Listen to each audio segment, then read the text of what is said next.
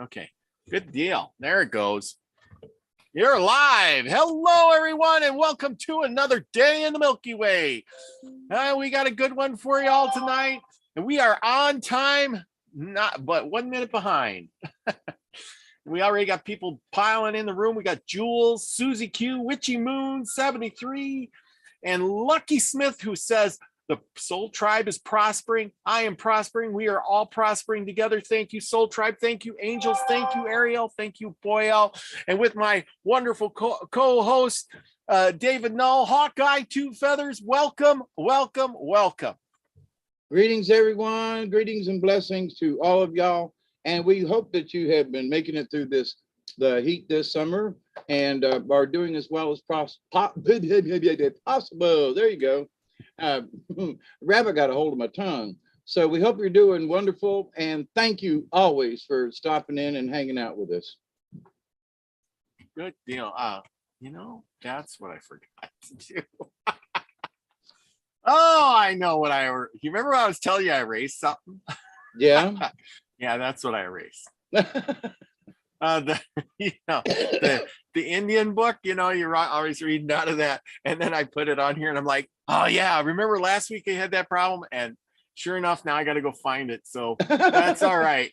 I got, at least I thought about it now instead of later on when you said page 244. Oh, what page? What book? Yeah. Oops. That would have been good. That would have been real good. Oh boy. Oh, I'm so funny. So anyway, what is new this week? Oh, what, me? Yes. Well, not well. I say not a lot, but Father's Day was the other day, and my dear friends next door brought me my Father's Day supper that I ate on Monday as well. There was so much good food.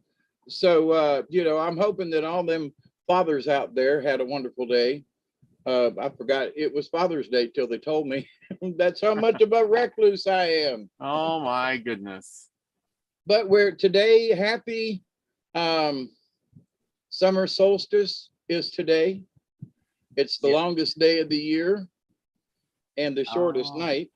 So y'all get some sleep. That and the earth is moving faster too. Yep. Yeah, so this is actually the shortest, longest day of the year.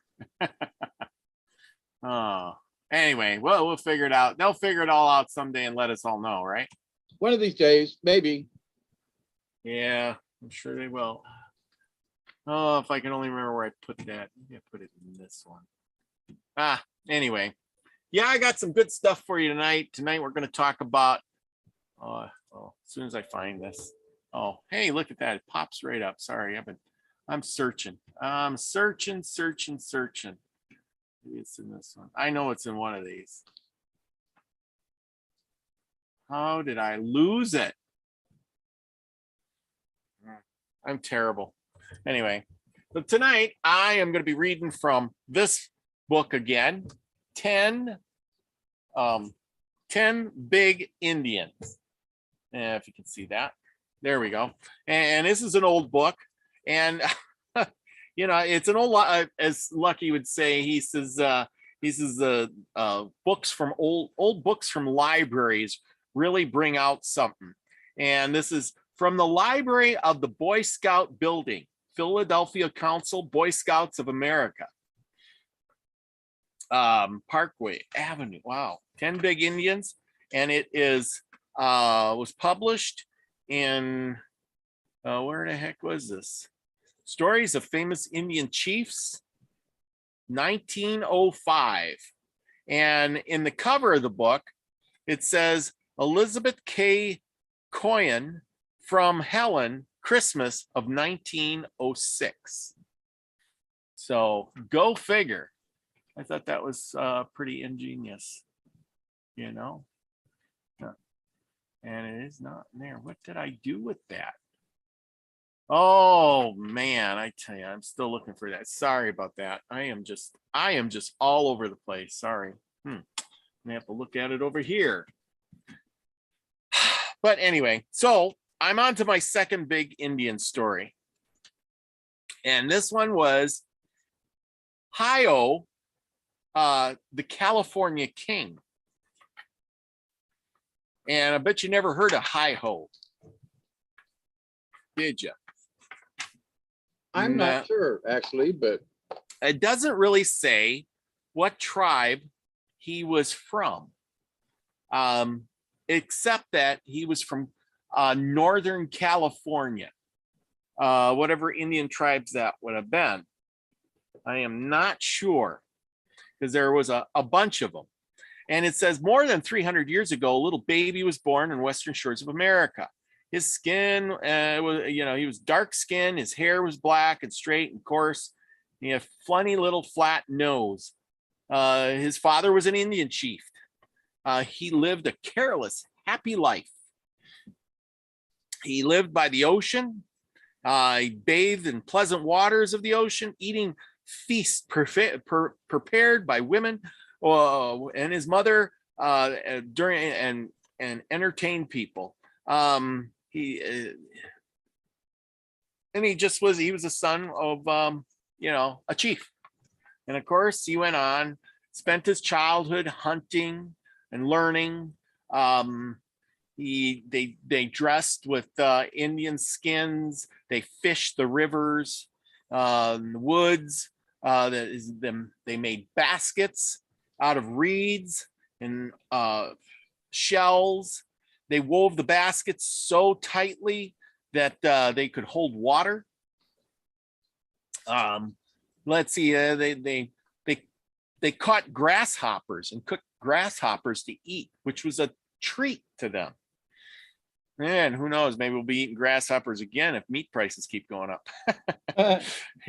Yeah, the Indian lived in a sort of ugly sort of home. All these homes, these people were like, he lived in during the winter season. He was not much trouble because it was not pretty and cheerful as the lodges of some other tribes.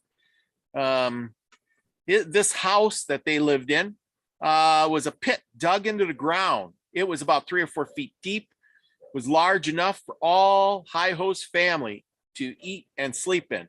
Long willow poles were set into the earth around the edge. Their tops were drawn together to make a roof. After the bushes or strips of bark were laid over the framework, a thick layer of mud was spread all over, thus making the home so close and tight that neither snow nor wind could make its way inside. No windows in that hut. The only light came through the hole left in the middle of the roof for a passage for smoke from the fire. And we talked about this once before, because that's how they prepared their houses, with a hole in the roof, and the smoke could go out. They all lived in one big shanty. As Hi-Ho grew up, he spent the winter evenings with his family, sitting around the fire in the middle of the hut. He watched the burning logs and listened to stories of his father and his grandparents. Well, I guess what? If you don't have TV or radio, all you got is your parents and your grandparents to listen to. And those stories they tell over and over, they'll stick with you, I tell you. He lived in that thing until summer. And then when the winter was short seasons, because they lived up in Upper California, he decided his winter robe, threw away his winter robes and deerskin and sea otter, and wore only a strip of cloth around his loins. The boy's mother also dressed quickly, for she wore only a short skirt of tuttle grass, which hung around a long fringe from around her waist. Nuts, shells, or other ornaments were often fastened to the fringe of this garment. Okay. Long before Hi-Ho was born, his mother had 3 long lines tattooed on her chin. These lines ran straight downward from her mouth and would last as long as she lived. She suffered a great deal of pain before the marking was finished, but she was quite willing to bear it when she thought how beautiful she would look in the eyes of her people. Besides, these holes were bored in her ears so that heavy wooden rings ornamented with beads could hang from them. So she had giant rings in her ears and tattoos from her lip all the way down. And trust me, they didn't have tattoo pins like they do nowadays. So, boy, that must have been painful. Whew. Oh, yeah. Because they used Anyway. a porcupine quill a lot of the times if they had them, or a thorn. Oh, yeah. A thorn off of some type of bush, you know. But yeah, yeah. All right. Yeah. Chloe's in the house. Thanks for joining us, Chloe. Michelle Can-Am Free, our love girl. Much love to you. And Delaney Pearl Jones. Didn't you see my email from last week, Delaney? And of course, Lucky Smith. Yes. Okay. Anyway, not far from his home were great herds of wild deer, besides colonies of hares in plenty. Hares are rabbits. The young man had an easy way by which he took a timid deer by surprise. He covered his own head with a head of horns of a stag, and then he crept softly through the grass until it was quite close to the herd. Suddenly, he raised himself and sent an arrow straight into the side of a fat deer. Too late for the safety of the poor creature, the rest of the herd fled to escape from the hunter, who a moment ago seemed like themselves, a happy, harmless creature of the forest. So he was a good hunter. They lived on roasted venison, which he was equally fond of the grasshopper paste. That was one of it. Grasshoppers were smashed and mixed with mush. Yuck. Sounds pretty gross. Have any of you eaten grasshopper? Unintentionally. Intentionally, not unintentionally. Grasshopper paste. The grasshoppers were mashed and mixed with mush. How delicious a mouthful of this queer food tasted. Or perhaps the boy's mother soaked the grasshoppers in salt water, then baked them under hot stones. They were roasted and in a few minutes eaten in the same way as people eat shrimps. Wow. Okay. Hi-Ho liked to eat many kinds of insects and worms. He was not a dainty boy by any means. His principal food was obtained from acorns, roots, grass, seeds, and berries. His bread was made from the acorns after they had dried and were pounded. It was often flavored with berries and herbs. Sometimes, too, the powdered acorns were made into a pudding and boiled in the watertight basket with hot stones, along with the dainties of which Hi-Ho was so fond. We must not forget the mush made of clover seeds. It smelled and tasted so sweet that it was enough to make the boy hungry only to have it set before him. Here's a good one. This is how they hunted grasshoppers. Sometimes Hi-Ho and his friends went on a hunt for grasshoppers. They searched through the fields until they found a place where there were great numbers of these insects. They made a pit. Then taking their places some distance away, they set fire to the grass in all directions around it. It was an easy thing to drive the grasshoppers from a hot fire into the pit, where they were quickly and easily gathered. Great quantities of acorns were needed for bread, but sometimes it happens they were very scarce. So Hi-Ho and his people were obligated to those that the woodpeckers had hidden in the trunks of trees. Poor birds, though. The Indians, it is cruel to steal their food from them, but we have great need of these acorns. Now, this is how they got them. They searched through the woods till they found a tree in whose bark many tiny holes had been bored. The woodpecker's sharp beak. When they saw that these holes were stocked with acorns, they built a fire around the trunk of the tree and kept it burning until the giant fell to the ground. Then they could easily help themselves to the provisions stored away for the birds' use and not for theirs. Oh, yeah. Sometimes Hi-Ho went hunting for wild fowl, and they were plentiful along the banks of the rivers and ponds. He fastened long poles in opposite banks of the stream and stretched a net from one of these to the other. The net hung low and down close to the water. The boy set rough wooden images of birds. He used decoys, floating near the net, and then crept into the hiding places close by to watch. Pretty soon a wild fowl would come flying along and see the decoys in the water. They are my friends, he would think, and I will join them. Down he would fly till he had touched the water. close to the net. Hi-Ho's keen eyes would follow him, and quick hand given a sudden pull to the net, and they would come up with a jerk, striking the bird with a great deal of force and making it fall into the large pouch in the lower part of the net. It was easy and as well as exciting sport for the young Indian.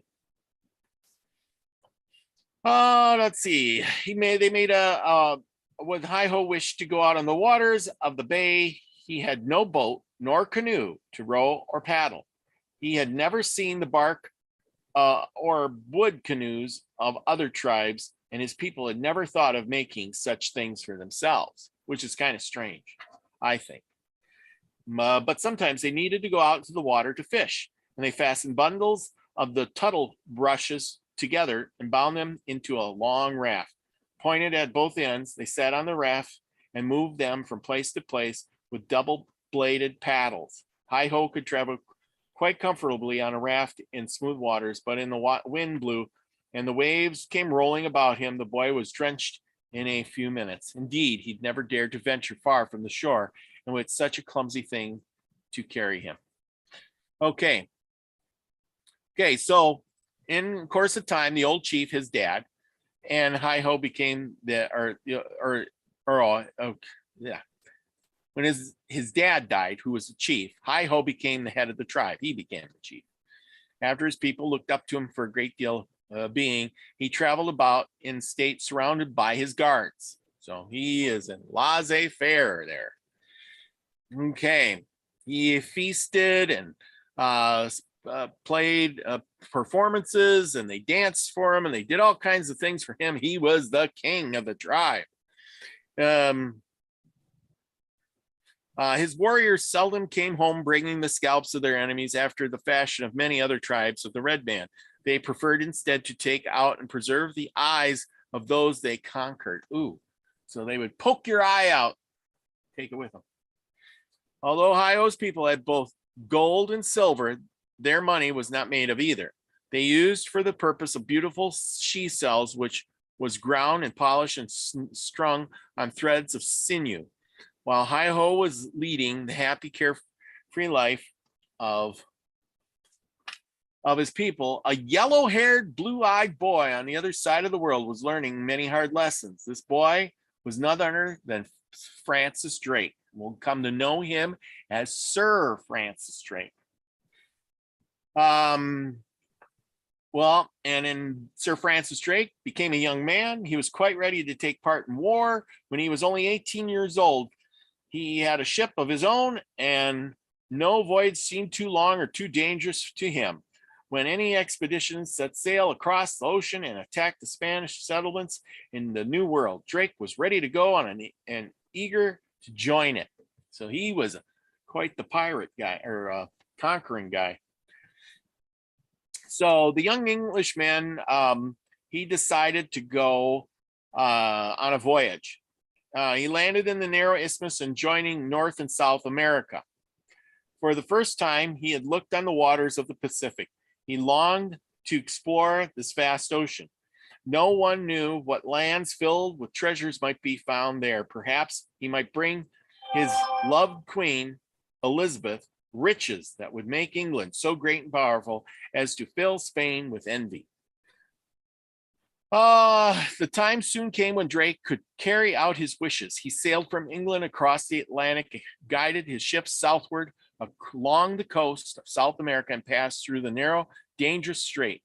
Then he proudly moved up the west coast till he reached the Spanish settlements. Woe to his enemies then, for the daring Englishman made such a quick and dangerous war upon the Spaniards that many lost their lives and others obliged to give up great stores of gold and silver for their treasured houses. Okay, so here I am going to share stuff, and we're going to, since I couldn't find a whole lot on, where's my share button? Share screen. I couldn't find anything on Hi-Ho, but I could find on this one. Okay. There we go. Sir Francis Drake. This is your guy right here. And he is sailing around. There's a picture here, if you can see, of his travels. I don't know if I can click on that. There we go. So he took sail and he set sail here. And okay, I guess I can't enlarge it. But he sailed all the way around South America, up the coast, along the coast, and this is the over by Oregon, and Mendocino, somewhere in there. That's where he must have settled in a bay, somewhere on the northern coast of California, or up that way. But anyway, and then he took off across the Pacific Ocean, believe it or not. But that's another story. Okay, so I just wanted you guys to see the map there of, he did a lot of exploration. And there we go. He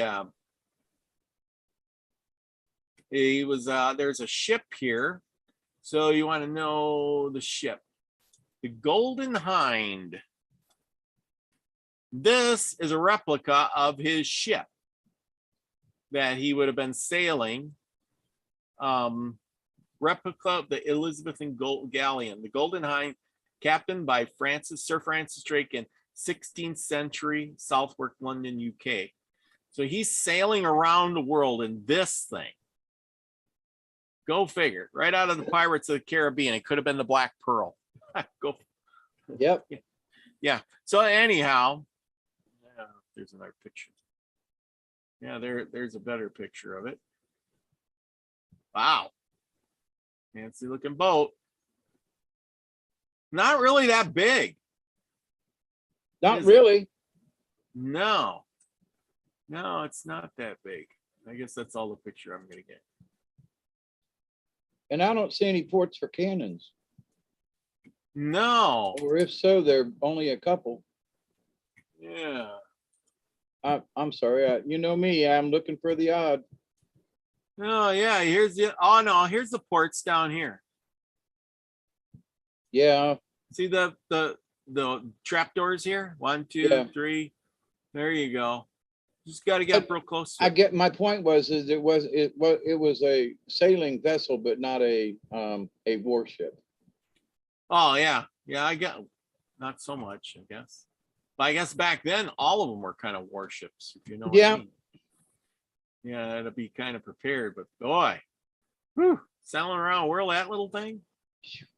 You know, with a whole bunch of guys and food. That smell bad? Huh? You said a whole bunch of guys, and I said that smell bad. Probably because they didn't bathe. Not like we do today. They probably didn't have a shower and a swimming pool or nothing, you know, not one of them cruise ship things, you know. Well, what's the captain? Do I get to sit at the captain's table today? You know, what are we having? Shrimp or crab legs, you know. Oh, okay. Well, anyway. Off the hole. Yeah. Oh, so here we got Sir Francis Drake. If I can get a bigger picture, maybe I can get a bigger picture of him. There we go. Now he was an English guy. So he sailed up the coast. He battled with the Spanish. He was not ready to turn home yet. He thought he'd sail farther north. And as you can see, we seen he thought maybe he'd find some more, discover new lands of rich and treasure at any rate. So farther and farther north he sailed the ship till the weather became so cold and the water so icy that Drake said to himself, "It's not no use. I must turn back after all." Traced his way southward once more, but now he steered his ship close to the western shores of North America, where the red men were living their careless, happy life. A different race. Nearer the ship came to the part of California where Hi-Ho held his court, and his hundreds stood ready to do his bidding for their dark-skinned chief. Okay, well, they said Drake found this bay, parked his ship, and put his sails down and said, "Hey, we need to work on the ship and get it ready for the voyage home." Drake's ship, the Golden Hind, which we already seen. And now the sails were lowered and the ship came to anchor. Hi-ho, the great chief, had but one thought, and that was white men were gods. Now, this is where it gets really, really good. White men were gods from heaven, and he was filled with gladness at their coming. He would freely offer everything he had. They were to welcome and take charge of his kingdom and rule over it as they please. He had no jealousy in his heart, for they were not men like himself. They were far greater and wiser. Yes, far greater. Earlier the next morning, he sent a message to the ship with a small basket filled with tobacco, or tabac, as the Indians called it. The messenger was to make signs that Hi-ho and his people were ready to give the visitors all proper homage. When the raft had come close to the ship, the Indian tossed his little basket up over the side and did as he had been ordered. Give him a present in return, ordered the commander, as the white man looked at the tobacco. But the Indian would receive nothing. He was not willing that the gods, as he thought the visitors, should pay him for his offering. These red men believe we are beings from heaven, the Englishman said. Their commander thought it would not do to let the poor creature have such an idea. We must explain to them that we are men like themselves. Oh boy, that's where things go badly. At the same time, he was glad that they had sent him to a token of a friendship and did not wish to make war upon him and his party. He directed his men to carry their stores on shore, for the ships needed to be repaired before starting on a long voyage homeward. In this peaceful, beautiful harbor would be great. When the white men landed, they were met by a large company of Indians who gathered around with every sign of gladness. The camp was set up and fortified, for Drake thought, although these savages seem friendly, I cannot tell what they may do. He had no need to fear, however. Hi-ho was already preparing to make him a visit and give him promises of help. More than this, he was going to offer his very kingdom to the wonderful being with yellow hair and blue eyes who had command of his party. A few days after the arrival of the visitors, a great procession drew near the camp. Two messengers led the way and brought word that Hi-ho was coming to see the white men. The first of the two messengers spoke in a low tone, almost like a whisper. When he had finished, his companion repeated what he had said in a very loud voice. Drake did not understand the language in the Indians, but he could guess very easily that they were asking for his friendship. When the messengers had finished speaking, they made signs that they wished for a present to carry back to their king. It would show him that the white men meant only kindness to him and his people. Of course, Drake was very glad to give the present.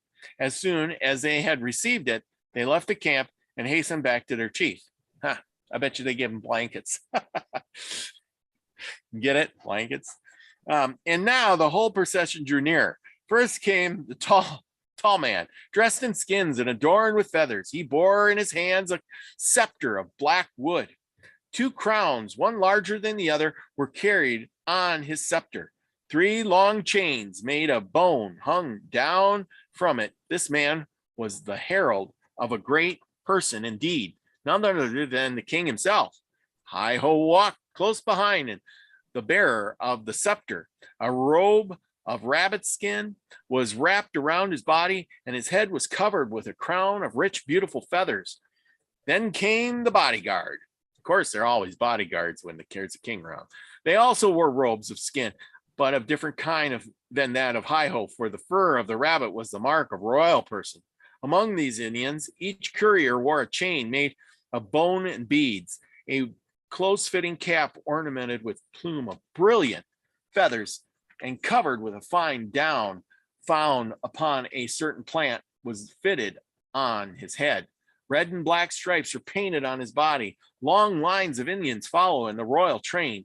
Some of them were almost naked. Others wore strange garments made of ropes of feathers bound together. The heads of all were trimmed with feathers, but arranged differently from those of the couriers. Drake received the king and his strange company with great ceremony and politeness. At the same time, he was very watchful. He did not as yet feel sure of their friendship. The tall Indian who bore the scepter now began to speak. He welcomed the white men in low tones, and one of the king's bodyguards repeated very loudly what he had been said. As soon as the ceremony was over, the visitors were entertained by a dance performed by both men and women. How queer the motion seemed to the visitors, how strange the Indians' music sounded to their ears. When the dance was finished, the red man asked Drake to sit down. Then Hi-Ho himself spoke to the commander. He begged him to remain in the country and become its king and ruler. Then, that Drake should not be sure to understand what he meant, Hi-Ho joined in a song with his people. At the same time, he took his crown and placed it upon the visitor's head with his own hands.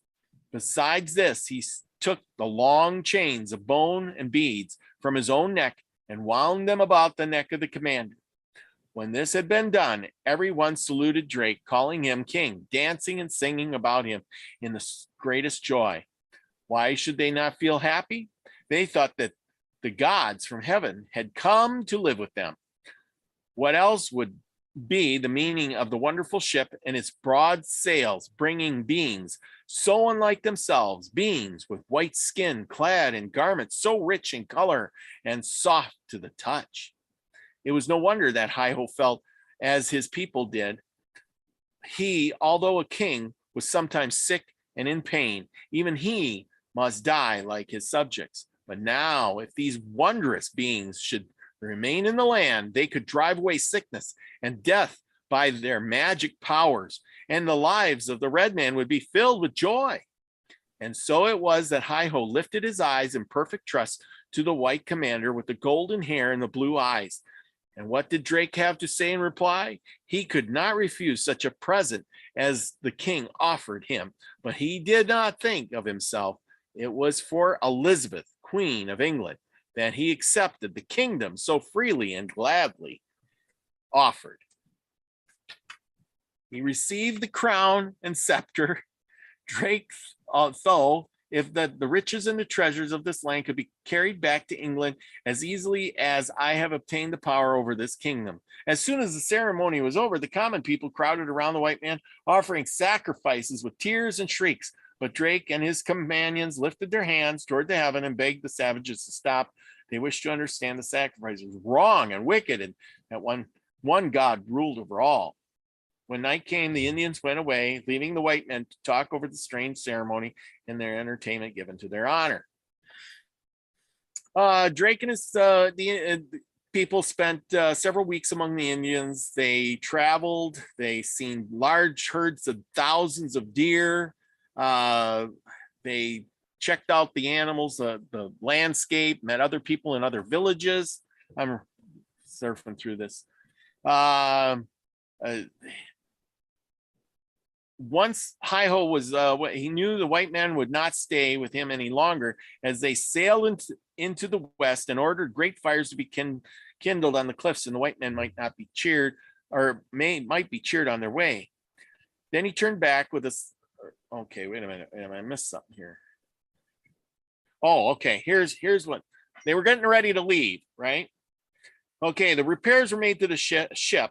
Drake prepared the sails away from California, but first he set up a monument to Queen Elizabeth. It was a wooden post with a copper plate fastened upon it. The picture of the queen was marked upon the plate, as well as the time of Drake's arrival. There too were words saying that this vast land belonged to Elizabeth and all English rulers after her, and that Hi-Ho and his people had freely given it up. Oh, go figure. So Hi-Ho, the white man left. He returned to his kingdom, quiet ways. The brave Englishman, Francis Drake, was sailing farther and farther into the west. He thought, I will not go home by the same course. And then he went around, the earth is round. I shall reach England by going ever westward. So as you've seen on the picture earlier on the map, that he went all the way around. On the journey across the great unknown Pacific, and at last he found he had judged truly, for he reached his own country and his loved Queen Elizabeth. he showed that treasures of gold he had taken from the Spaniards and told of the vast kingdom in the North America, so gladly given by Hi-Ho and his people, that the great queen listened with delight to the story of the brave man's wondrous deeds and ordered that forever after he should be known as her faithful knight, Sir Francis Drake. And there we go. So Sir Francis Drake is this guy. He only lived 55 years, believe it or not. He died in 1851 of dysentery, believe it or not. He sailed around the world. As you can see, he must have been one of the first guys to sail around the world. That I'm not sure of. Yeah, I think so. But there you go. Oh, let's see, anything else on this guy? But anyhow, that is the most part of it.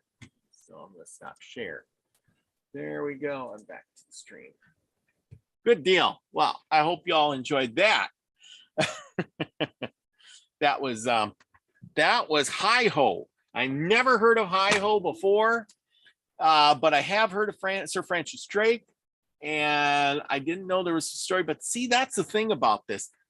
They were so easy to give things up to the Indians. You know, it's like, here, we'll just, give you our stuff. You know what I mean? Yeah, last week with Montezuma, they pulled up and, oh my God, let's send wheelbarrows full of gold, and trinkets and stuff. And Hi-Ho was felt relatively the same way, in that, ooh, look at these guys, Yeah. I would say in this, though, they were right to not, pick a fight with them right on. But at the same time, they were, thinking that, oh, these great men have they only known, that their own countries and civilizations and societies were going to be altered forever. Yeah, they just said, look, he's got yellow hair and white skin and, how blue eyes. Yeah, it's got to be, something here.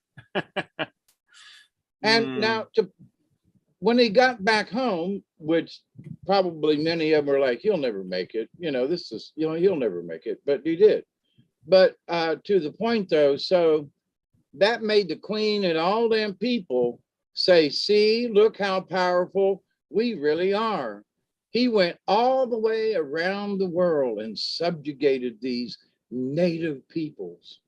Yeah. So in a way, the Aryan nation was formed because the white people, ooh, look, we're white people. And everywhere we go, the Indians give us stuff until they find out differently, But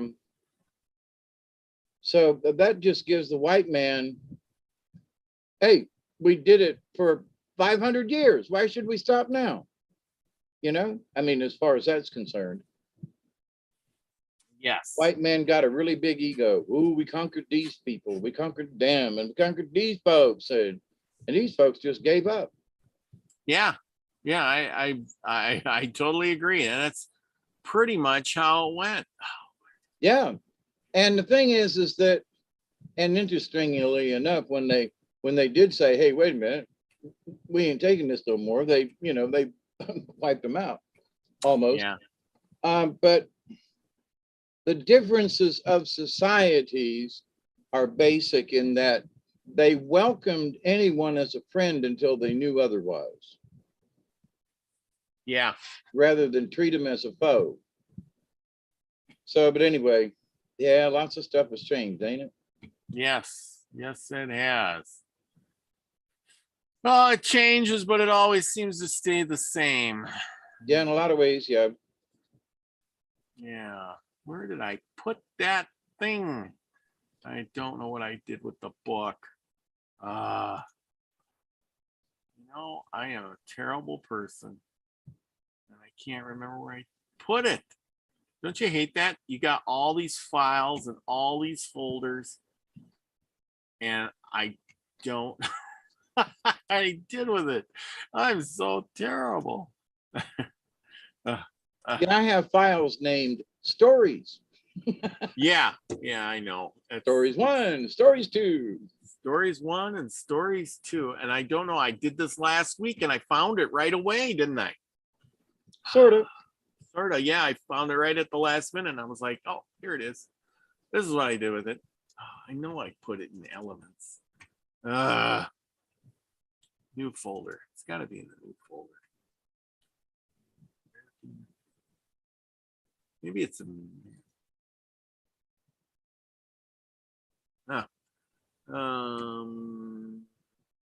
Let me see. I got so many books and they're all, all there. I don't know. What story are we reading tonight? I found one in the actually a couple in the very beginning, and I honestly don't think we've read these. Well, good. And so unfortunately, I can't find the thing, and I know one is the Stone Boy, and I'm rereading this, and I'm thinking, I do not remember reading this story. And also, there's another one at the beginning, and it's called The Powerful Boy. Yeah.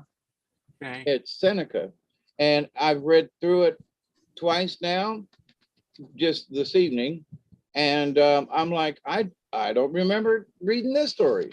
So I think it was because it was a little long, and I was skipping over, going for the shorter ones back in the day. Yes, and you did a lot of short ones. These are 4 or 5 pages versus 1 or 2 or 3, and I think I just literally skipped over them. Oh, you probably did. Why didn't I put this where I'm supposed to put this instead of where I didn't put this? Okay, well, I'll let you read. I'm going to read this one called The Stone Boy while you're looking, because there's anything really other than reading along with me. So, but let me do this while you're looking, and if you find it, you just put it up there. I will do that. It's page 15, so it's way close in. Okay. And it's only a couple. It's like 1, 2, 3 pages. 4. Yeah. All right. The Stone Boy. The Brule Sioux. Now, depending on the individual storyteller, the Sioux legend of Stone Boy takes many different forms. The following version from the Cheyenne River Reservation was told by Henry Crow Dog around 1910, when he was a child listening to the storytellers at the campfire. Back in the great days of the Indians, a maiden and her 5 brothers lived together. People in those times had to look for food. It was their main occupation. So while the sister cooked and made clothes, the brothers spent their days hunting. It happened once that this family moved their teepee to the bottom of a canyon. It was a strange and silent place, but there was water in a creek, and the hunting was good. The canyon was cool in the summertime and shielded from wind in the winters. Still, when the brothers went out hunting, the girl was always waiting for them, waiting and listening. She heard noises. Often she thought they were footprints, but when she looked outside, there was no one there. Then one evening, only 4 of the 5 brothers came back from their hunting. They and the sister stayed awake all night, wondering what could have happened to the other. The next day, when the men went hunting, only 3 returned. Again, they and the sister stayed awake, wondering. The next evening, only 2 came home, and they and the girl were afraid. In those early days, the Indians had no sacred ceremonies or prayers to guide them. So it was hard for them. It was hard for the maiden and her 2 brothers to watch through the night in that ghostly place. Again, the brothers went out in the morning, and only a single one returned at night. Now the girl cried and begged him to stay home, but they had to eat. And so in the morning, her last and youngest brother, whom she loved the best of all, went out to hunt. Like the others, he did not come back. Now no one would bring the maiden food or water or protect her. Weeping, the girl left the canyon and climbed to the top of a hill. She wanted to die, but did not know how to. Then she saw a round pebble lying on the ground. Thinking that it would kill her, she picked it up and swallowed it. With peace in her heart, the maiden went back to the teepee. She drank some water and felt a stirring inside of her, as if the rock were telling her not to worry. She was comforted, though she could not sleep for missing her brothers. The next day, she had nothing left to eat except some pemmican and berries. She meant to eat them and drink water from the creek, but she found she wasn't hungry. She felt as if she had been to a feast and walked around singing to herself. The following day, she was happy in a way she had never been before. On the fourth day, that girl had been alone. She felt pain. Now the end comes, she thought. Now I die. She didn't mind, but instead of dying, she gave birth to a little boy. What will I do with this child? She wondered. How did it come? It must be that stone I swallowed. The child was strong, with shining eyes. Though the girl felt weak for a while, she had to keep going to care for the new life of her son. She named him Ian Hokashi, Stone Boy, and wrapped him in her brother's clothes. Day after day, he grew 10 times faster than ordinary infants and with a more perfect body. The mother knew that her baby had great powers. One day, when he was playing outside the teepee, he made a bow and arrows, all on his own. Looking at his flint arrowhead, the mother wondered how he had done it. Maybe he knows that he was a stone and I swallowed him, she thought. He must have a rock nature. The baby grew so fast that he was soon walking. His hair became long and he matured. His mother became afraid that she would lose him as she had lost her brothers. She cried often and thought he did not ask why. He seemed to know. Very soon he was big enough to go hunting, and when he saw this, his mother wept more than ever. Stone Boy came into the teepee and said, "Mother, don't cry. You used to have 5 uncles," she said, "but they went out hunting. One day after another, they did not come back." And she told him about his birth, how he had gone to the top of the hill and swallowed a stone, and how she felt something moving inside of her. "I know," he said, "and I'm going to look for your brothers, my uncles." "But if you don't return," she sobbed, "what will I do?" "I will come back," he told her. "I will come back with my uncles. Stay in the teepee until I do." So the next morning, Ian Hokashi started walking and watching. He kept on until dusk, then he found a good place to sleep. He wandered for 4 days, and on the evening of the 4th day, he smelled smoke. Ian Hokashi, this stone boy, he followed the smell. It led him to a teepee with smoke coming out from its smoke hole. The teepee was ugly and ramshackle. Inside, Ian Hokashi could see an old woman who was ugly too. She watched him pass and, calling him over, invited him to eat and stay the night.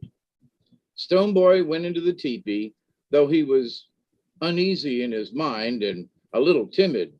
He looked around and saw 5 big bundles propped up on the end, leaning against the teepee wall, and he wondered. The old woman was cooking some meat. When it was done, he ate it, though it didn't taste good. Later, she fixed him a dirty old buffalo robe for him to sleep on, but he sensed danger and felt wide awake. I have a backache, the woman said. Before I go to sleep, I wish you would rub it for me by walking up and down my back. I am old and alone, and I have nobody to help me with my pain. She lay down, and Stone Boy began walking on her back. As he did, he felt something sticking up under her buckskin robe, something sharp like a knife or a needle or the point of a spear. Maybe she used this sharp tool to kill my uncles, he thought. Maybe she put poison from a snake on his point.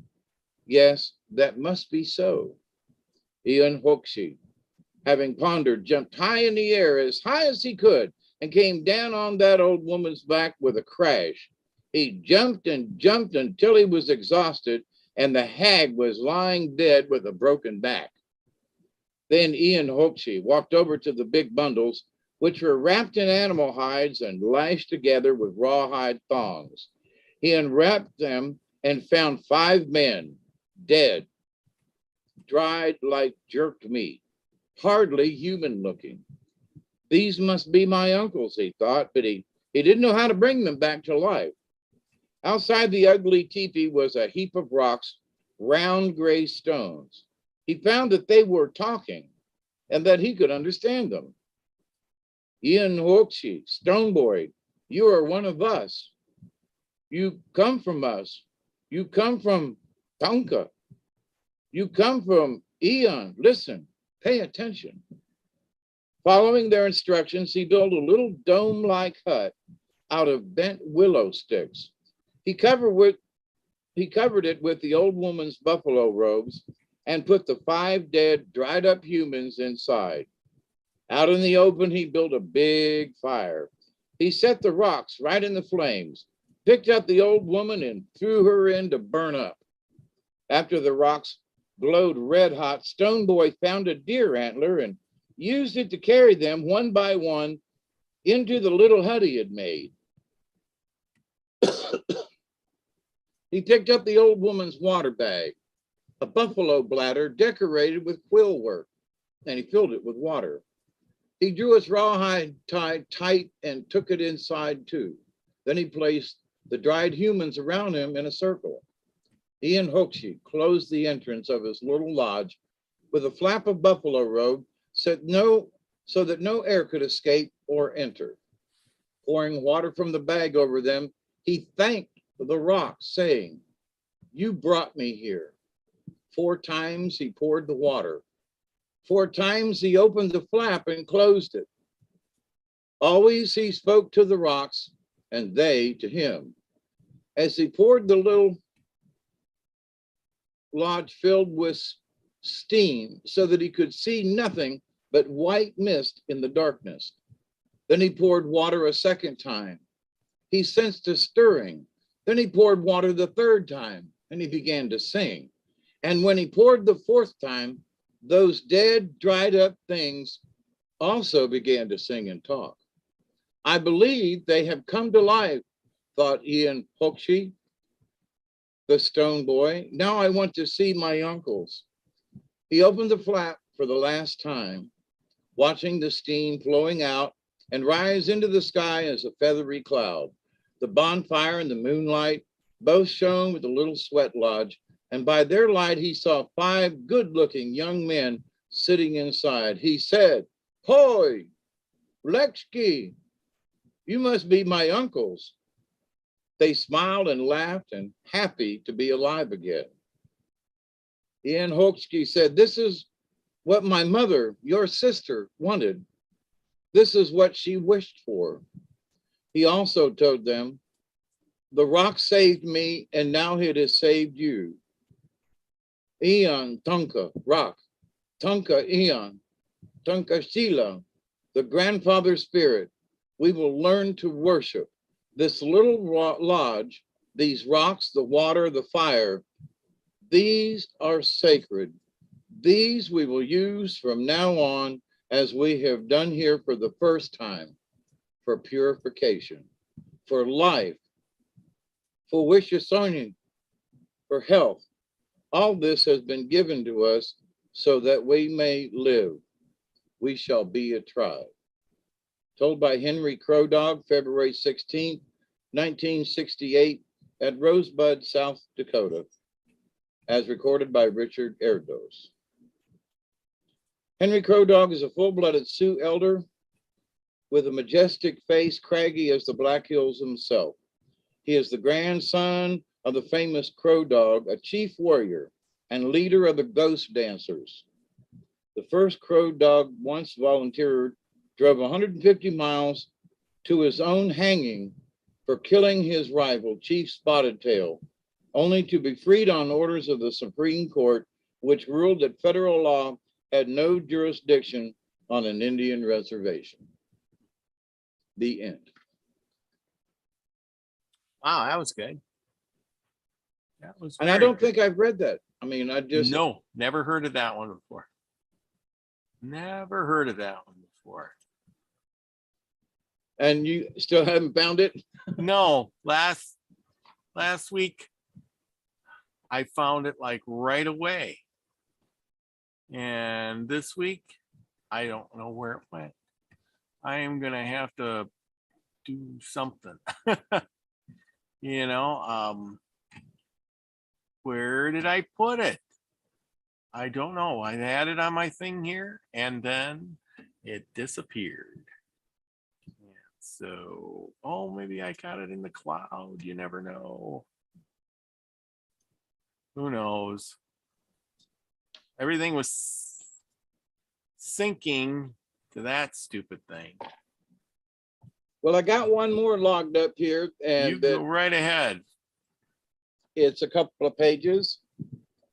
Okay. And like I said, I don't believe I've read this one either. And it's called The Powerful Boy. And it's from the Seneca. Seneca, one of the Iroquois nations of the Northeast, have their own version of the all-conquering little one. Now, with all the stories that we have read and discussed over the last year at least, how many versions are we on now? What? Oh, this is 30 what? 34. 34. Yeah. Go figure. So 3/4 of a year at least. But anyway, I've not heard reference to the little boy or the powerful little one or anything in any of the other stories that we have read or discussed from any of the tribes. So in reading this little intro, I scratch my head and go, what? You know, what other stories? Because we haven't seen any or reference to. So anyway, I think, and that to me seems to be a good reason to read it. Yeah. Because we haven't heard it in any other instance. So let me get a little from my throat. Absolutely.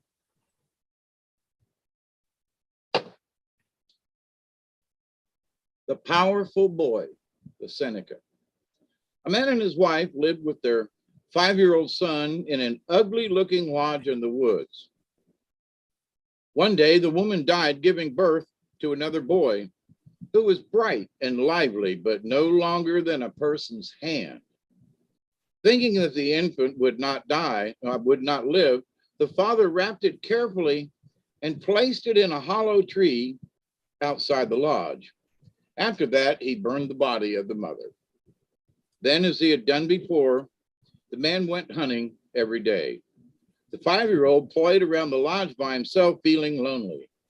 After a time, he heard crying from the hollow tree, for the baby was lonely too, and hungry as well. When he discovered his little brother, the boy made him some soup from deer intestines, which the baby drank with relish. Much stronger, the newborn crawled out of the tree, and the two played together. The older brother made a little coat out of a fawn skin. Then he put it on. The baby looked like a chipmunk scampering around. When he came home, the father noticed that the deer intestines were gone, and he asked the boy what he had done with them. "Oh," said the child, "I was hungry." Seeing a small track of very short steps around the fire, the father said, "Here are a boy's tracks. Who is it? So his son confessed that he had found his little brother in a hollow tree, and that he had given him soup and made him a fawn-like coat. Go and bring him, said the father. Well, he's shy. He won't come for anything, the boy said. Well, we'll catch him. Ask him to hunt mice with you in the old stump behind the hollow tree, and I'll get him. Gathering a great many mice, the man hid them in his clothes. Then he walked beyond the tree and crouched down so that he looked like an old stump. The boy went to the tree and called, "Come on, let's catch some mice." The baby climbed out and they rushed around the stump catching mice. Wild with excitement, the tiny thing laughed and shouted. He had never had so much fun. Suddenly, the stump turned into a man who caught the little one in his arms and ran to the lodge. The infant screamed and struggled, but it was no use. He couldn't get away, and he would not be pacified until his father put a small club into his hand and said, "Now hit that tree." The baby struck a great hickory.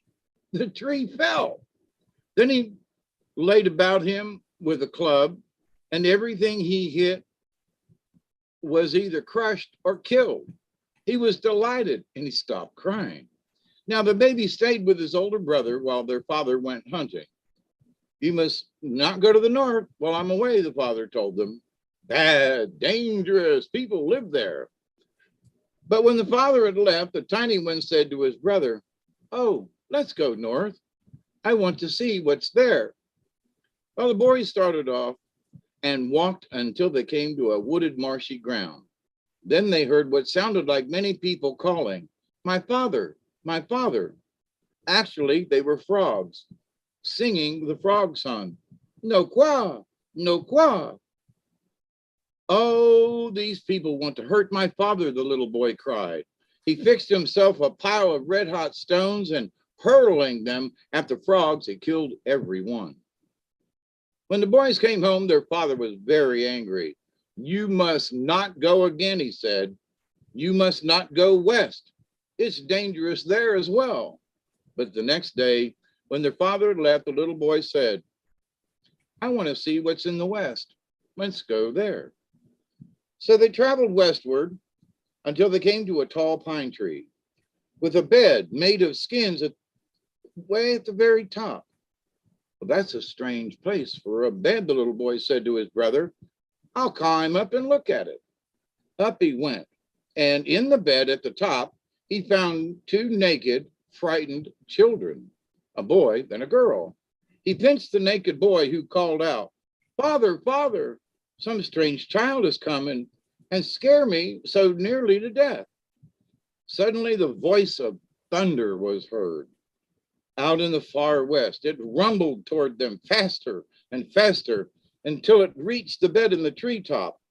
Raising his club, the little boy, the powerful one, struck thunder and crushed his head so that he fell dead to the ground. Then the boy pinched the naked girl, which made her call, "Mother, mother, some strange boy is tormenting me." And instantly the voice of Mother Thunder sounded in the west and grew louder until she stood by the tree. The powerful boy struck her on the head as he had done with her husband, and she fell dead.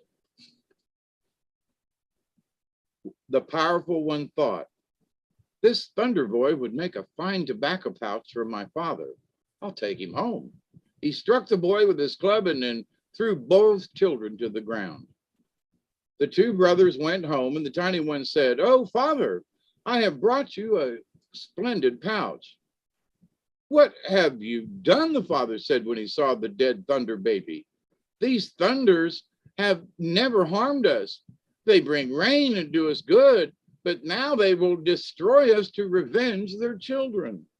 "Oh, they won't hurt us. I've killed the whole family," the powerful boy replied. So the father took the skin for a tobacco pouch, but he said, "You must never go north to the country where Stonecoat lives." The next day, the older brother would not disobey his father, so the powerful boy headed north all by himself. About noon, he heard the loud barking of Stonecoat's dog, which was as tall as a deer.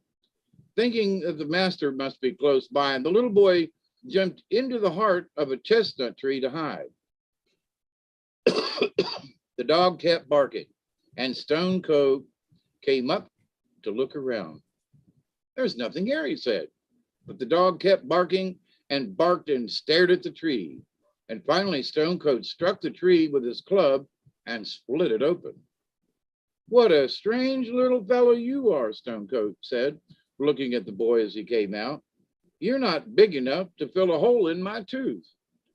Oh, I didn't come to fill holes in your teeth.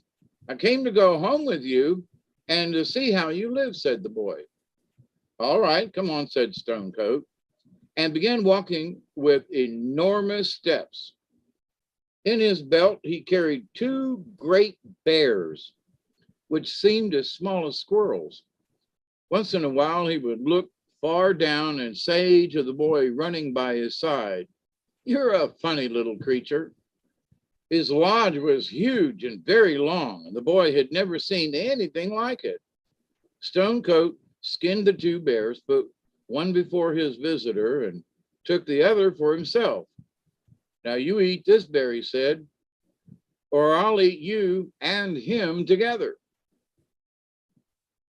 Well, if you don't eat yours before I eat mine, may I kill you? Asked the boy. Oh, yes, said Stonecoat. Well, the little boy cut off pieces of meat, cleaned them as fast as he could, and put them into his mouth. And then he ran out of the lodge to hide the meat. He kept running in and out until all the flesh of his bear had disappeared. You haven't finished yours, he said to Stonecoat. I'm going to kill you.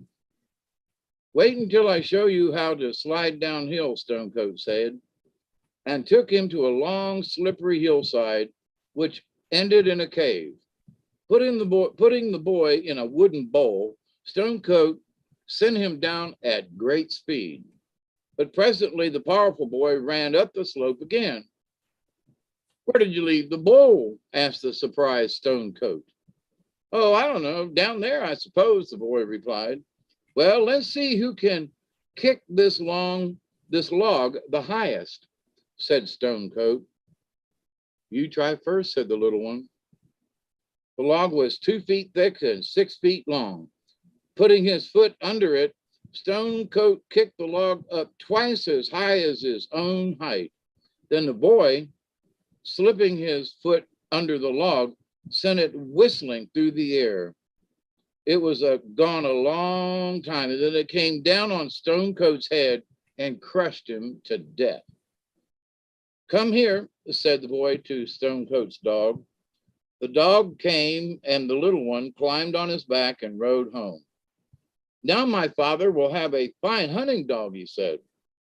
When the father saw the dog, he cried, What have you done? Stonecoat will kill us all. I have killed Stonecoat. He won't trouble us anymore, replied the boy, the powerful one. Now, boys, said the father, you must never go to the Southwest, the gambling place. But the next day about noon, the younger brother started walking southwest. He came to a beautiful opening in the woods with a lean-to at the farther end. Sitting under the lean-to, a man with a large head, much larger than a buffalo's, playing dice for the heads of all who came along. He used wild plum pits with designs on them for dice. Crowds of people were betting in groups of 3. When they lost, as all did, the big-headed man put the 3 persons to one side. Then he played with 3 more. And when they lost, he put them with the first 3, and so on, until he decided that the number was large enough. Then he got up and cut all their heads off. As the boy approached, a number of people who had lost their bets were waiting to be killed. Hope came to them all, for they sensed that this child had a great orenda, a power, or a medicine. The boy took his place and the game began immediately. When the big-headed man threw the dice, the boy caused some to remain in the dish and others to go high, so that the dice came to rest with different designs showing. But when the boy threw, the dice turned into woodcocks, flew high, and came down as dice of the same design. The two played until the boy won back all the people, and the gambler lost his own big head, for the boy instantly cut it off. The whole crowd shouted, "Now you must be our chief." The boy said, "How could a little thing like me be a chief? Maybe my father would be willing to do it. I'll ask him." The boy went home with the story, but his father would not move to the land of gambling. "Now," said the father, "you must never go to the east where they play ball." But the next day the boy traveled east until he came to a great level country of beautiful plains, where the wolf and the bear clans were playing against the eagle, the turtle, and the beaver clans. The boy took the side of the wolf and the bear. "If you win," they told him, "you will own all of this country." They played and the boy won. Now, they said, "You are the owner." The powerful boy went home and told his father, "I have won all the beautiful country of the east. Come and be chief of it." His father consented and moved with his two boys to the country of the east, and there they lived, and that is the story. Based on a legend reported by Jeremiah Curtin and J.N.B. Hewitt around 1910. With archaeological evidence confirms that the Iroquois have inhabited upstate New York and northeastern Pennsylvania continuously, literally for thousands of years. Their cultural myths still include tales of a great migration into the beautiful country of the East from a previous homeland. This may refer to the arrival of the other related tribes from the South and West who joined the core population during different periods. Now, my 10 cents about that is, everybody had to come from the West or the South. Nobody could have come from anywhere else, but Anyway, so I thought those two stories were interesting. And I don't remember reading either one before, so. Well, don't worry. Guess what? During all of that time, I finally found it, and so now I have it again. I put it up on the thing, so it is there. And so there, see, I got it. And you got it, so you can put it up and Yeah. remember where it is next time? Yes, so I can remember where it is next time. I put it right up. At least I know I had it. I knew I had it. Why couldn't I just remember where I put it? Because I save all this stuff, and I save it, and I save it, and I save it, and so I back it up plenty of times. So, yeah. Well, maybe I should copy this, put it in somewhere else where I can find it easier. Oh man, I tell you. Oh, it's already in there. It's already in there. That's why.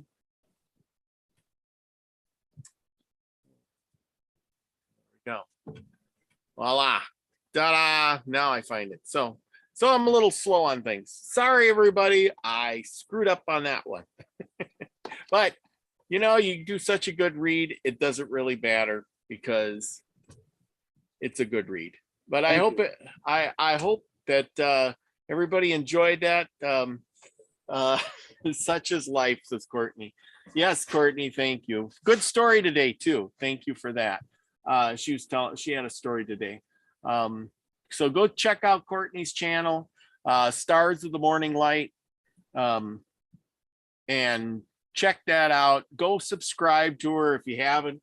I'm sure pretty much everybody here is subscribed. I don't see Mary Wynn's in tonight, so usually Courtney, I tell you what. Oh shoot, I hit the wrong thing. You can go post your and of course, what do you think they're asking? Are you gonna do a show tonight? Yeah. And yeah, Courtney, post your show or your thing into the chat. That way it's in there. I could try to do it, but I'm driving the bus. But anyway, you're gonna do a show tonight? Is Medicine Wheel 4? Maybe. I haven't got to chapter 4 yet. I got something else in mind, and I can't decide on the title, otherwise it would have already been there. Now the next question. You got a card. I knew it. Cards are up, boys and girls. Interestingly enough, the Dragonfly has popped up again. Really? Yeah, just okay. The universe is trying to tell us something. Well, I reckon so. This time it's straight up versus upside down, because I think the last time it was upside down. But it could be. Interestingly enough, that it, and I shuffled them and put it back in the deck, and it came up anyway. So it's like I was trying not to make a repeat, but it popped up anyway. So it's like, okie dokie. Y'all must want me to really pull this card tonight. So, and the other one is Skunk. Mm-hmm. Oh, Skunk. We did that was Badger. We had Badger. Last week was Badger. Yeah, but Skunk and Badger, though, it's interesting that they both, they go by their reputations, kind of thing. And this time Dragonfly is right side up. So we must be dealing with illusion, Well, and that's, they say the world is just a big illusion. We're living in a hologram. And so there you go. That's what we do. We're living in a big illusion, and everything out there is just for our entertainment. Remember, people, live every day as as not as your last day, because nobody wants to have a last day. Who wants to have a last day? Live every day as it's your best day. Today is your best day ever, and tomorrow you'll have the best day ever again, because it'll only keep getting better. Live as though it could be your last. Yeah, well, that's the thing. If you ever live every day as if it was your last day, then it'd be like, that'd be kind of scary in a way. But live every day as your best day, because then tomorrow can be better, and then better and better and better. And I don't know if that helps anybody, but I think that's kind of cool. Let's see, what else did I get? I probably showed you some of this last week, everyone. While he's off doing his thing there, I got this. I couldn't find the book. Here. Oh, I got this new book. This is the new book I got. Native American Herbalist Bible. 9 books in one. I really like that. And then I got, I don't know if you ever like it all, but I got this book here. This is the Kit Carson book from all those years back. This is a book of regular selection of the Sears Young People's Book Club. And it's the story of Kit Carson.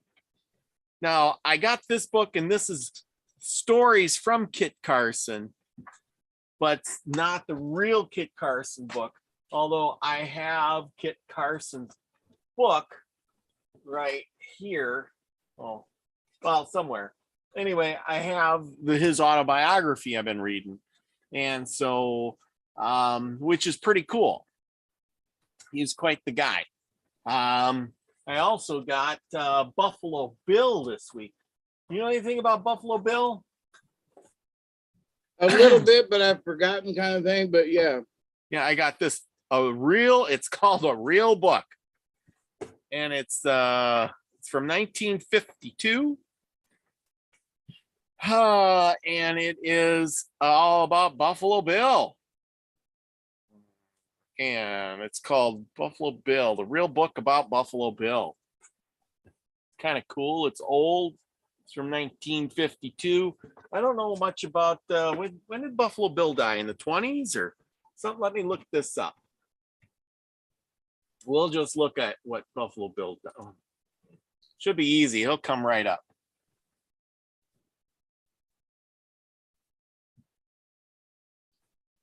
Dragonfly. Okay, yeah, we're ready for Dragon. There's Buffalo Bill. Hang on. I want to find out when he died. 1917.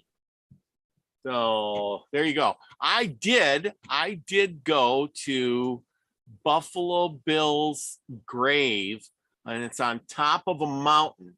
And has anybody else been there? It's in Colorado.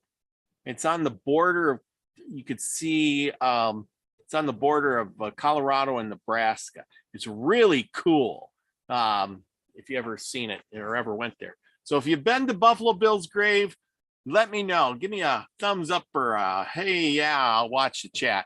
But it's really kind of cool. Cool place. There's a little museum and everything. It's like a little rest area deal. It's pretty neat. Okay, you ready? Yep. All right. You do your thing, and I got screen share going on with the dragonflies tonight. Woo-hoo. Yeah, and as some of you know, we've been pulling this dragonfly quite a bit, but this one is right side up this time, and it's number 27 in the book. And dragonfly is illusion. Dragonfly breaks illusions, brings visions of power. No need to prove it, because now is the hour. Know it, believe it. Great Spirit intercedes, feeding you and blessing you and filling all your needs. Dragonfly medicine is of the dream time, and the illusionary facade we accept as physical reality. The iridescence of dragonfly's wings reminds us of colors not found in our everyday experience. Dragonfly's shifting of color and energy, form, and movement explodes into the mind of the observer, bringing vague memories of a time or a place where magic reigned. Some legends say that dragonfly was once dragon, and that dragon had scales like the dragonfly's wings. Dragon was full of wisdom and flew through the night, bringing light with his fiery breath. The breath of dragon brought forth the art of magic and the illusion of changing form. Then dragon got caught in its own facade. Coyote tricked dragon into changing forms, and the shape of its new body became like dragonflies. In accepting the challenge to prove its power and magical prowess, dragon lost its power. Dragonfly is the essence of the winds of change, the messages of wisdom and enlightenment, and the communications from the elemental world. And I would just say right here, dragonflies are always alighting on the outside my window here and other places too, but it's interesting in that they represent the elemental world. So it's like they're like fairies, but not. This elemental world is made up of the tiny spirits of plants and of the elements of air, earth, fire, and water. In essence, this world is full of nature spirits. If dragonfly has flown into your cards today, you may have forgotten to water your plants. I didn't. I actually remembered, by the way. But on another level, you may need to give thanks to the foods you eat for sustaining your body. We should always be grateful, even if it's a worm or a grasshopper. On the psychological level, it may be time to break down the illusions you have held that restrict your actions or ideas. Dragonfly medicine always beckons you to seek out the parts of your habits which you may need to change. Have you put on too much weight?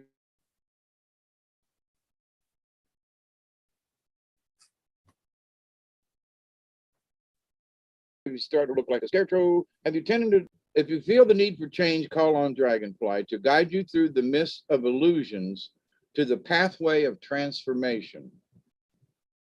See how you can apply the art of illusion to your present question or situation. And remember that things are never completely as they seem.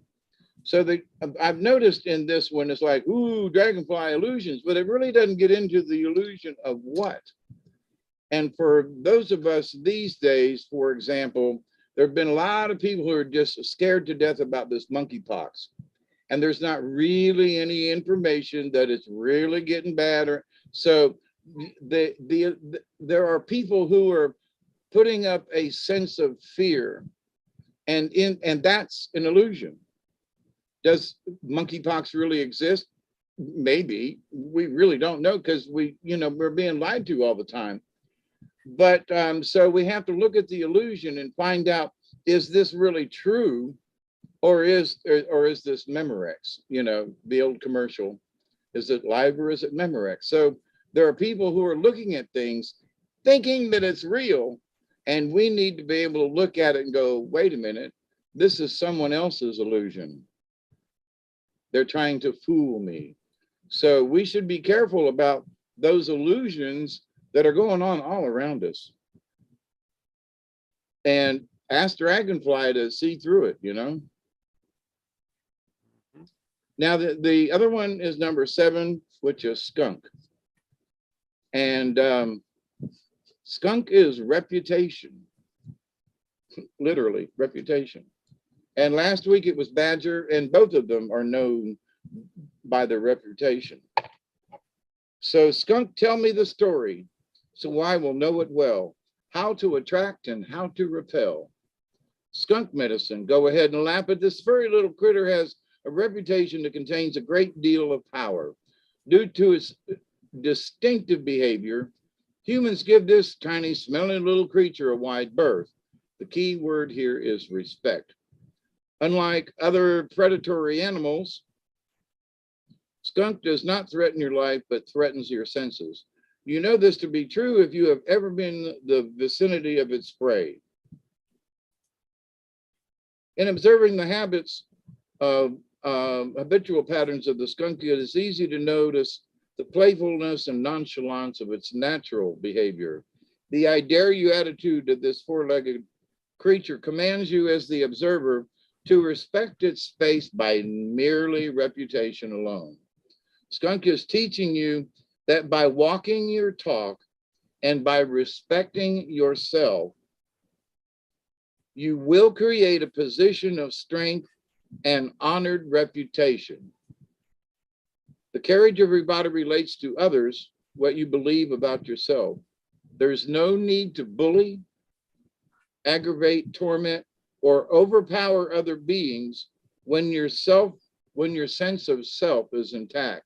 So if you know that you're a skunk, as far as you got your stuff together, as with skunk, the resonant field of energy around your body is relayed through the senses. So folks are going to know you by who you are, not by necessarily what you are.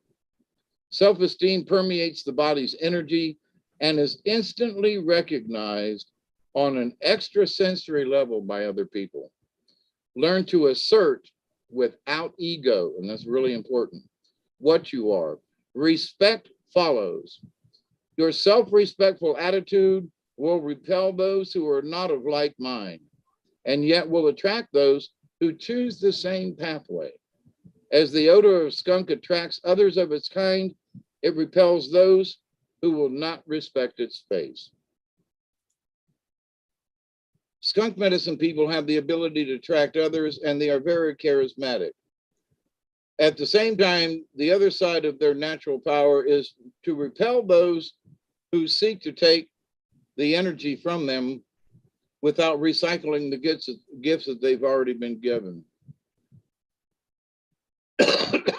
In skunk medicine, it is good to learn how to handle energy flows. Modern psychologists call this body language. And there are a lot of folks who could use some help in that area. In tribal teachings, this is your personal medicine, which you are showing to others. Use your medicine well and know that you are known by your reputation. Hopefully a good one. How to use your energy and how you use it will attract either honor or disgrace. If you honor yourself and others, that should come back to you. You may want to examine what energy you are putting out that, that creates your present situation. So if you got a bunch of folks around you that are dissing you and disrespecting you and that kind of thing, is it because maybe somehow you're giving that out to them somehow? Sometimes it's that body language and they can misinterpret it. It could be words or phrases that you have used in the past that might have confused them. So, you know, in both of these medicines, it's, you know, with your own ego, with your own, you know, be who you are, be strong, but at the same time, be known for a good reputation, not, you know, that some bitch is a skunk. That's not what we want to be known by, I hope. No. You know, they do all kinds of things with skunks. Like, you know, the perfume, they make perfume out of the odor thing and stuff like that. You know, I guess a skunk makes a pretty good pet if you get them deodorized, you know. Yeah, they do. They do. I knew someone back in Tampa a long time ago, and we had killed its mother on the highway. Boy, what a smelly job that was. But he wanted the babies. There were 3 of them clinging to it, you know, and so he put them up and, you know, and washed them all up and took them to the vet, had them de-skunked and all that kind of thing. And they still were kind of stinky, even though they had their glands removed. Yeah. More like a musk smell. Yeah. But as far as lovable and playful, they were great little critters. They're great little 4-leggeds, you know? Yep. Yeah, it's you know, they make good pets. I knew somebody had one, and yeah, it was pretty cool. You know, as long as they don't smell, they're good, especially if they're little, you know, when they're young. But yeah, so good cards. Illusion and you know, skunk. Yeah. Now, for those of you who are paying attention, we've had those cards twice, you know, in this same card in 2 weeks, but it's right side up instead of upside down, but it still has to do with illusion. So I would ask everybody in your own life, take a peek around and see what could be real or what is illusion, like something that somebody's trying to feed you or tell you that this is true or something like that. That's illusion, you know? And find out for yourself whether or not it's true before you go off on a tangent. Absolutely. Lucky Smith had a dog who hated skunks. Oh God. Yeah. Geez, yeah. But I bet you're giving him a bath of skunk off. They got that stuff called skunk off now that you can wash or bathe your dog with or something, and it helps, gets rid of the skunk smell. Back in the day, it was always tomatoes. Yep, tomato juice. The acid in the... Yeah. Yep. Well, I don't know if it worked or not, but that's what all the old timers said. Tomato juice. The worst part is when your dog gets sprayed and then they come in the house and rub up against you and then you smell like skunk. Oh, yeah, it's not a good. And even though you wash it. Yeah, it's there for a long time. I don't know if it's still in there, but you know it was in there. Yeah, I don't know. Sometimes I think it was psychological. Do you smell that? No. Well, it smells like skunk. Well, Yeah, Lucky says skunk spray, best solution is sunlight and time. Well, yeah, everything else is just reducing the smell. Well, of course you want to reduce the smell. Oh, yeah, okay. Well, anyway, this was a pretty quick show, only an hour and a half. We did pretty good tonight. Oh, instead of two hours, man, anyway, we had a good show, lots of good stories. good as ever, and if not better. Right? Gotta love it. And thank you for everybody who's Isby says a tomato juice bath works. Yeah, okay. Well, there you go. Tomatoes and vinegar only reduce the smell and move it in onto everything else. So that's what he says. Ugh. Yeah, okay. That's a lot of tomato juice to give a bath with. I just don't even want to think about it because I can smell it now. Yeah, I know. I was thinking about it earlier. It's just that's if you've ever smelled it, and I mean really strong, you'll never forget it. Yeah, I know when you're driving down the road, especially on the spring or the fall, and you smell that somebody ran over a skunk, and oh God, I dread going by that spot. It seems to get in the car and just stick with you for a while. Yeah, even rolling down the windows, it just like takes it a couple of miles. Yes, it does. But anyway, what a reputation, right? Yeah, Pepe Le Pew. Anyway, well, thank you everybody for coming. We've had a pretty good crowd tonight. Thank you for participating in the chat. Thank you for everything you do. Thank you, David, for coming on and reading those great stories and pulling a card. And as always, we'll be back again next week, hopefully for another great show. To do this all over again with some great topics, and I'll have another great story about history, and you'll have some good stories about Indian myths and legends somewhere along the line, and another great card. If we get Dragonfly next week again, I am just gonna say something's going on. Well, we do know that there's a lot of folks trying to sell us lies, and that is the illusion. So just be careful, buy all the colors. Ooh, isn't this pretty? When actually it ain't, so just remember that. Yes. And I love you all. Be safe, stay healthy, and always remember to accept and receive the powers, the willingness, and the energies from the universe.